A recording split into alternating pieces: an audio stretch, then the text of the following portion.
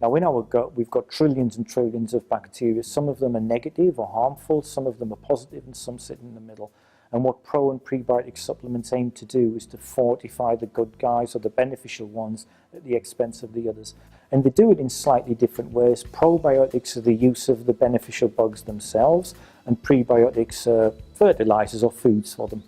The more traditional areas are reduction of food poisoning, looking at food safety issues, duration as well as incidence.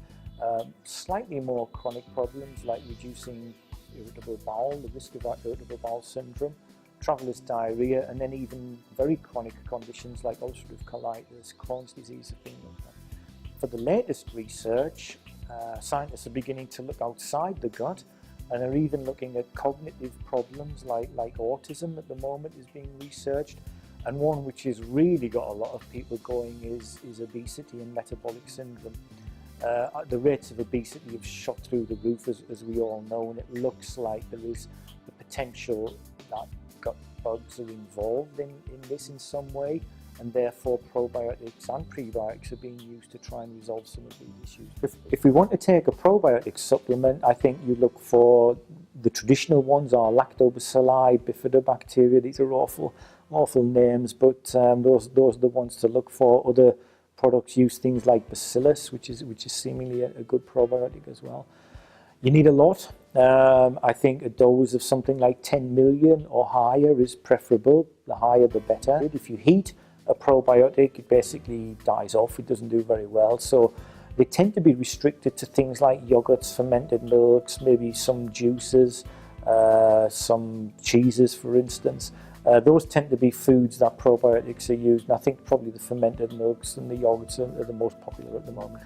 And so what a prebiotic does, it's basically a food for the positive gut bugs which are down there in the first place. So bifidobacterium and lactobacilli are already inside most people's GI tract, and what a prebiotic does is fortify the ones in you.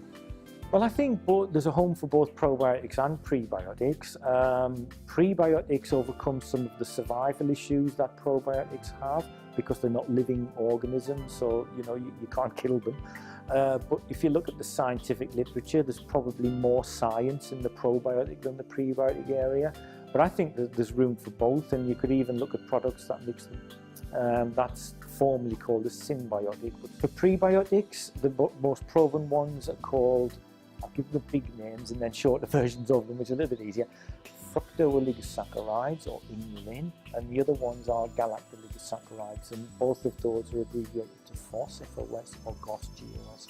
I think you could take both pro and prebiotics before you travel, especially to high-risk destinations for food poisoning. There's very good scientific literature showing that both approaches reduce the incidence as well as the duration of gastroenteritis when abroad.